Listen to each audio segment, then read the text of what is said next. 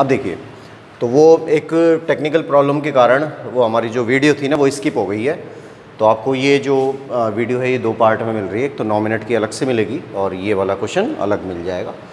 अब देखिए हमने क्या काम किया कि FA मतलब जिस टॉपिक पे हम बात कर रहे थे कि कोई फंक्शन है और उस फंक्शन के बहुत छोटे छोटे पार्ट कर दिए, बहुत छोटे छोटे टुकड़े कर दिए, और उस छोटे छोटे टुकड़ों का मतलब कितने पार्ट कर दिए, अनंत टुकड़े कर दिए, छोटे छोटे करके बहुत सारे टुकड़े कर दिए, और इतने टुकड़े कर दिए कि हम उसको गिन भी नहीं पा रहे, और फिर उनका योग कर दिया वापस।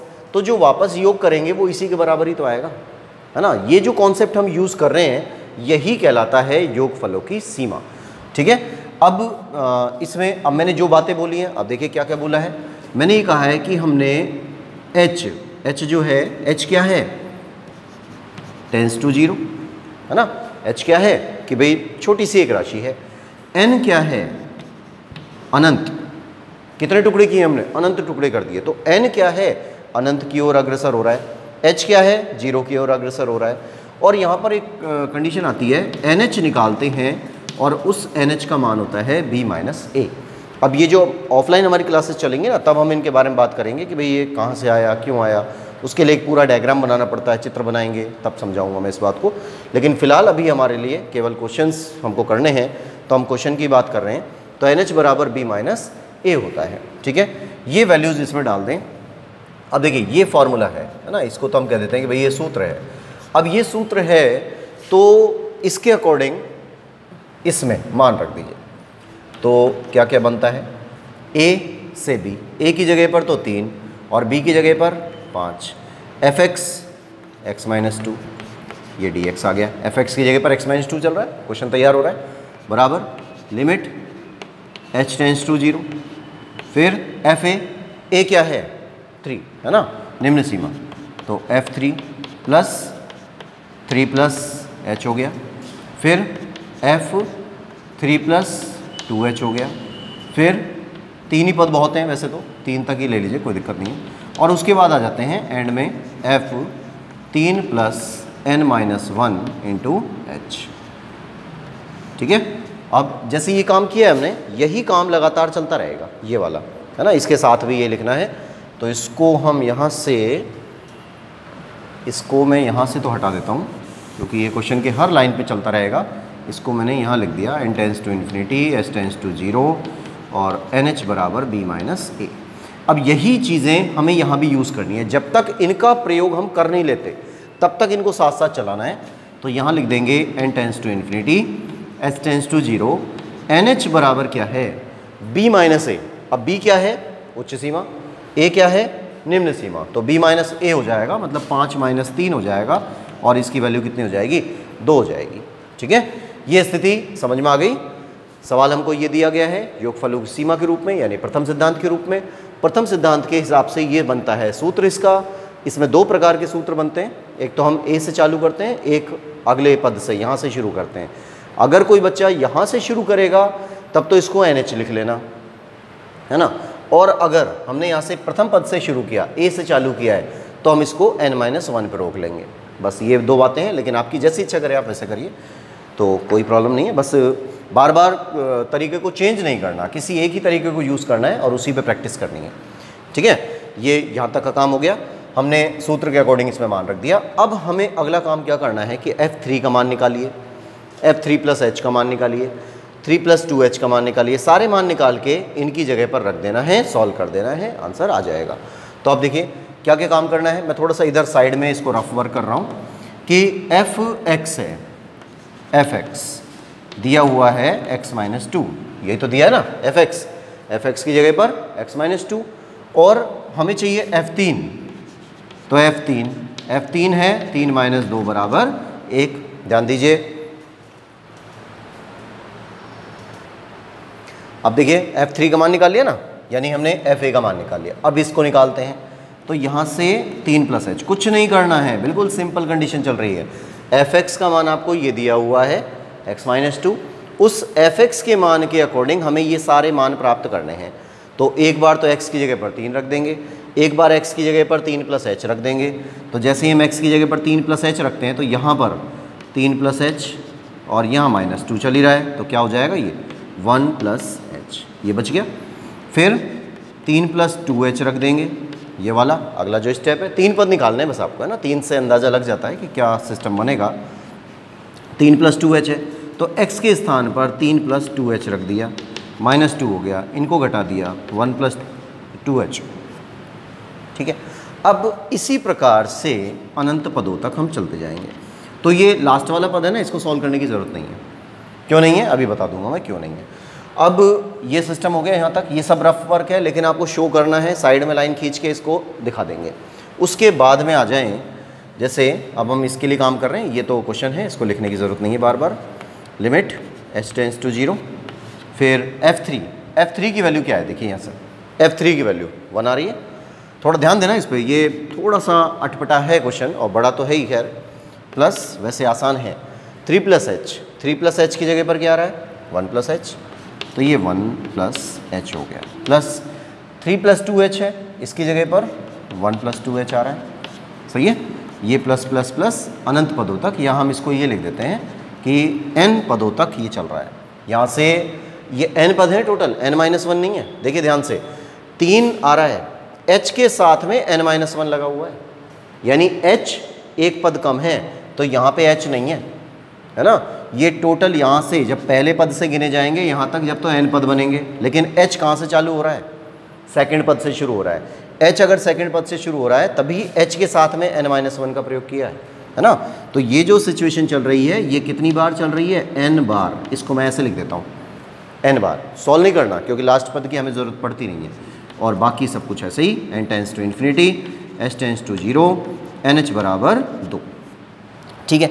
अब उसके बाद में इनको सॉल्व करिए।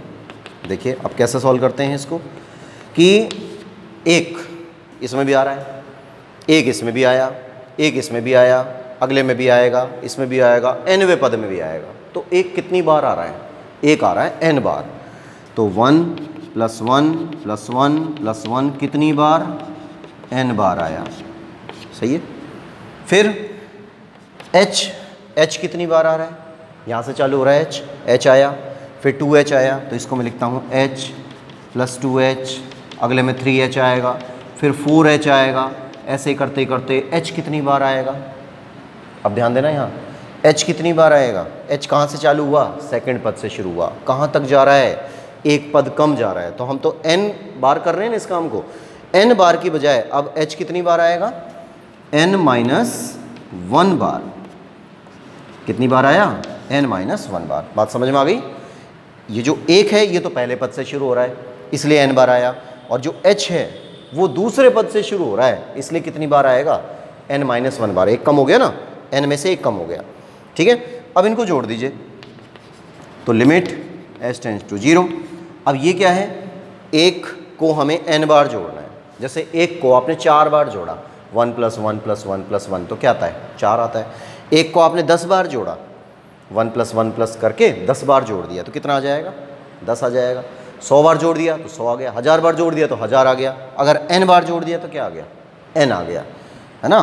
तो यहाँ इन सब का टोटल कितना आ जाएगा, n आ जाएगा प्लस में। फिर इधर आ जाइए, अब यहाँ पे कुछ कॉमन आ रहा है, h कॉमन आया, क्या बच गया, 1 प्लस 2 प्लस 3 प्लस 4, और कितनी बार, n-1, यानी इसका जो आखिरी पद होगा वो क्या होगा, n-1 होगा। तो n-1 बार ऐसा हो रहा है। अब क्या कर रहे हैं हम, यहाँ से इनका टोटल चाहिए। अब आप एक बार एक काम करिए, इसको नोट करिए पहले, फिर मैं इसको मिटाता हूँ क्योंकि ये मैंने बहुत खुला खुला लिखा है, और आराम से समझना। एक क्वेश्चन समझ में आ गया तो आप ये मान लीजिए कि सारे क्वेश्चन ऐसे ही होंगे, तो थोड़ा ध्यान देना है ना। इसको आप नोट करिए जब तक मैं इसको मिटाता हूँ। अब देखिए इसको हमें टोटल करना है, तो एक नियम था, थोड़ा सा हम इसके डिस्कस कर लेते हैं इस बारे में। मैं डायरेक्ट फार्मूले के बारे में बात नहीं कर रहा हूँ। ये समांतर श्रेणी बन रही है, ये वाली एक है, फिर 2 है, फिर 3 है, 4 है ना, समांतर श्रेणी बन रही है। समांतर श्रेणी में योगफल का फॉर्मूला क्या था। अब जैसे ये समांतर श्रेणी मान लेते हैं इसको, तो a, ये रफ काम है सारा। प्रथम पद क्या है, 1, सार्वंतर क्या है, वो भी 1, है ना। और पदों की संख्या कितनी है, n की जगह पर क्या चल रहा है, n बराबर n-1। बात समझ में आ रही है। समांतर श्रेणी बन रही है, ये 1 हो गया, प्रथम पद 1 है, सार्वंतर भी 1 आ रहा है, और n n क्या है, n की जगह पर n-1 आ रहा है, n नहीं आ रहा। समांतर श्रेणी में जब हम काम करते थे तो n लिखते थे, है ना, 10वीं क्लास में। अब आपको इसका टोटल चाहिए, तो टोटल निकालने के लिए हम Sn का फॉर्मूला लगा देते हैं। Sn बराबर n/2 2a plus n-1 into D. ये वही 10वीं क्लास वाला फॉर्मूला है, इसमें मान रख दीजिए। तो n की जगह पर क्या चल रहा है, n-1/2 2a 2 into 1 plus n की जगह पर n-1 और -1 और है, ये हो गया। d की जगह पर 1। अब इसको सॉल्व करो तो n-1/2 हो गया, ये 2 हो गया, प्लस n-2 हो गया। इसको खोल देंगे तो n-1/2, 2 से ये 2 कट गया, ये माइनस का है, ये प्लस का है, बचा क्या n, और यहाँ से आ गया n इंटू n-1/2। अब हालांकि खैर मुझे इस चीज़ की ज़रूरत थी नहीं इसको बताने की अभी फ़िलहाल, लेकिन क्यों बताया गया उसका एक रीज़न है। 11वीं क्लास में मैंने आपको गणितीय आगमन सिद्धांत पढ़ाया था, मैथमेटिकल इंडक्शन, है ना, 4th प्रश्नावली थी, और उस 4थी प्रश्नावली के अंदर एक सिंबल आया था ऐसे, सिग्मा n आया था। सिग्मा n की जो वैल्यू होती है वो n इंटू n+1/2 होती है। ये अगर ध्यान हो आपको तो याद करिए, है ना, और नहीं ध्यान हो तो आप बुक में देखिएगा। तो सिग्मा n की जो वैल्यू होती है वो n इंटू n+1/2 होती है, यानी n पदों का योग करेंगे तो ये प्राप्त होगा। अब यहाँ पर हम कुछ योग कर रहे हैं, पर यहाँ n पदों का योग नहीं है, यहाँ n-1 पदों का योग है, मतलब n पद इसके बाद आएंगे, एक पद और स्टेप आगे जाएगी, तो हम एक पद पीछे रह गए। तो इस जगह पर मैं लिखूँगा n-1 ऐसे कि n-1 पदों का योग करेंगे। यहाँ पर किसका योग किया, n पदों का, यहाँ पर किसका योग करेंगे, n-1 पदों का। जब n-1 पदों का योग करेंगे तो n के स्थान पे क्या चल रहा है, n के स्थान पर, यहाँ पे n है और यहाँ पे क्या चल रहा है, n के स्थान पर n-1। तो इस आंसर में भी n के स्थान पर n-1 रख देंगे, तो n-1 + 1 हो गया और अपॉन में 2 हो गया, 1 से 1 कट गया, बचा क्या n-1/2। अब देखिए यहाँ पे तो हम डायरेक्ट यूज़ कर रहे हैं, है ना, इसी विधि का हम प्रयोग करेंगे आगे सवालों में। ये मैंने डिटेल बताई है कि कैसे आया ये वाला और ये वाला, देखिए अब सेम आ रहा है ना दोनों। तो अगर आप समांतर श्रेणी का यूज़ कर रहे हैं, ये तो बेसिक कॉन्सेप्ट है इसका, समांतर श्रेणी का यूज़ करके, और ये हमारा अब का कॉन्सेप्ट है जिसके आधार पे हम अपना काम करेंगे और फास्ट करेंगे। ये सब काम हमें करने की ज़रूरत नहीं है, तो मैंने आपको बता दिया है। आप चाहे तो साइड में नोट कर लेना इसको, और फिर इसको हम मिटा रहे हैं, लिख लेना या स्क्रीनशॉट लेके आप रख लीजिए, इसको साइड में लिखना ज़रूर है। आप दोनों में से किसी भी विधि का प्रयोग कर सकते हैं, लेकिन इसका नहीं करेंगे, ये थोड़ा सा बड़ा हो जाता है। अब आ जाइए अपने मेन क्वेश्चन पर। अभी तक हम मेन क्वेश्चन पे नहीं थे, है ना, ये एक्स्ट्रा काम था। अब देखिए हम यहाँ आ रहे हैं, जो कैलकुलेशन पार्ट हमारा चल रहा है कि लिमिट h→0, ये चल रहा है n + h है, h को ऐसे ही रहने दीजिए। अब ये n-1 है, तो n-1 पदों का योग आ रहा है, n-1 पदों का योग, n-1 पदों का योग है। अभी लिखा है ना मैंने, उधर भी लिखा था इधर भी लिखा था, तो क्या लिखूंगा मैं इसकी जगह पर, n इंटू n-1/2। ठीक है, ये फॉर्मूला हमने रख दिया।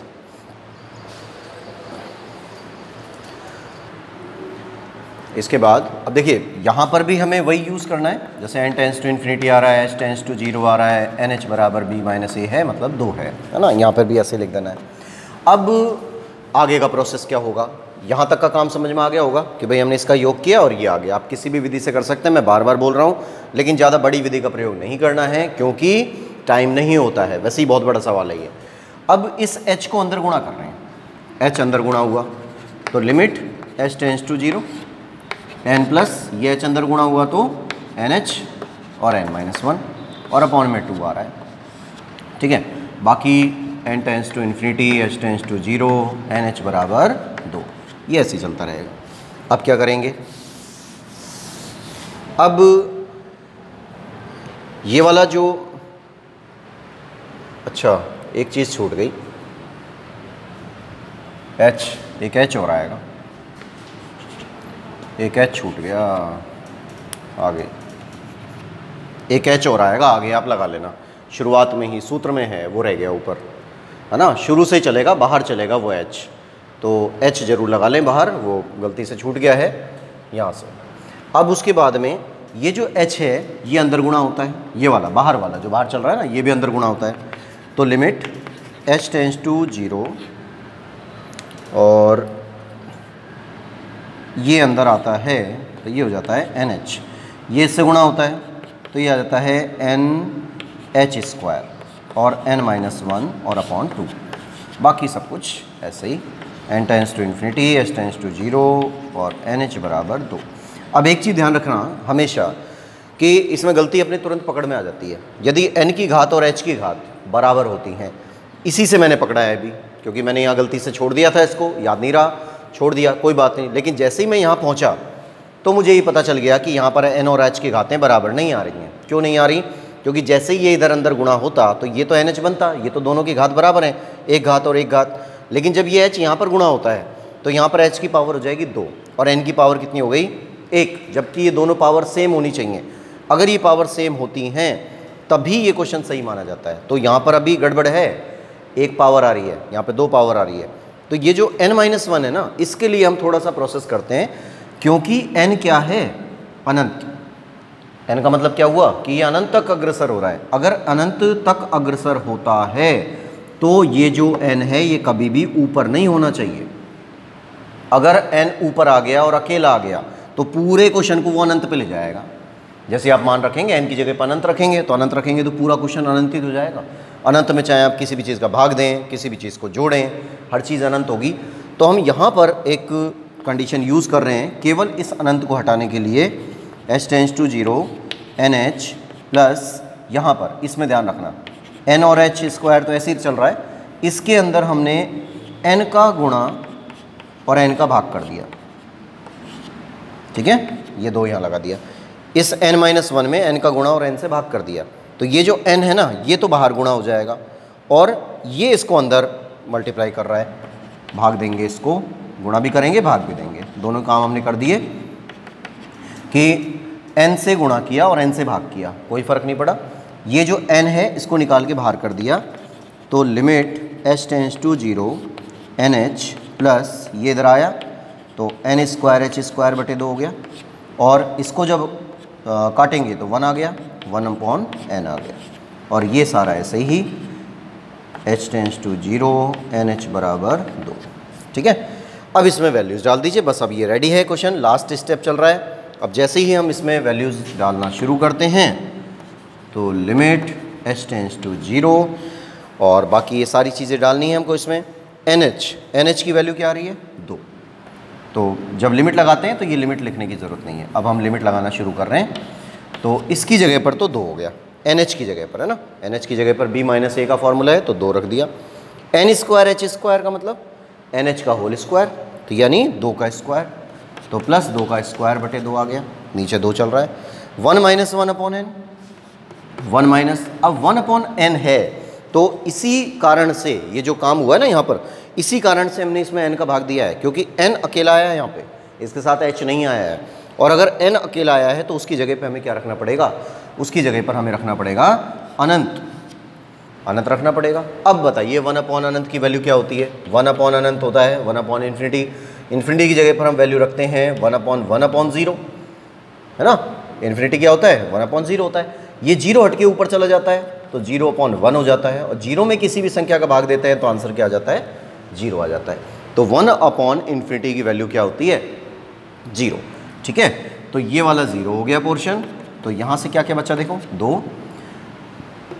2 का स्क्वायर 4 में 2 का भाग दे दिया, 2 हो गया। फिर ये जो 2 है उसका 1 से गुणा किया, 2 ही आएगा। 2 का गुणा 0 से करेंगे तो 0 आ जाएगा, उसको लिखने की ज़रूरत है नहीं। 2 और 2 कितने होते हैं? 4। यानी जो क्वेश्चन आप लेके चल रहे थे इसका आंसर क्या होगा? 4 होगा। और किस विधि से होगा? ये है प्रथम सिद्धांत या योगफलों की सीमा। थोड़ा सा बड़ा है क्वेश्चन, पहली बार समझने में प्रॉब्लम आती है, दिक्कत भी आएगी, लेकिन जब हम इसको बार बार करेंगे, और अभी तो क्या पहली बार किया है तो मैंने बहुत सारी स्टेप को बहुत डिटेल में बताया है ना। अगली स्टेप जब हमारी चलेगी, अगला जो क्वेश्चन चलेगा उस क्वेश्चन को मैं डायरेक्टली पॉइंट टू पॉइंट बताऊंगा। तो एक ही बोर्ड पे कोशिश करूंगा कि मैं एक बार में ही सवाल कंप्लीट हो जाए, और अगर एक बार में सवाल कंप्लीट हो जाता है तो फिर आपको समझने में आसानी होती है। तो पहले ये जो प्रोसेस है ना, इतना बड़ा प्रोसेस है, ये आएगा। आज तक तो देखिए जब पहले डबल पेपर होते थे तब आता था ये, लेकिन अभी फ़िलहाल कई सालों से नहीं आया है। और लेकिन हम ये नहीं कहेंगे कि नहीं आ सकता, क्योंकि कॉपी ये बुक का क्वेश्चन है तो बिल्कुल आ सकता है और बड़े क्वेश्चन में आ सकता है।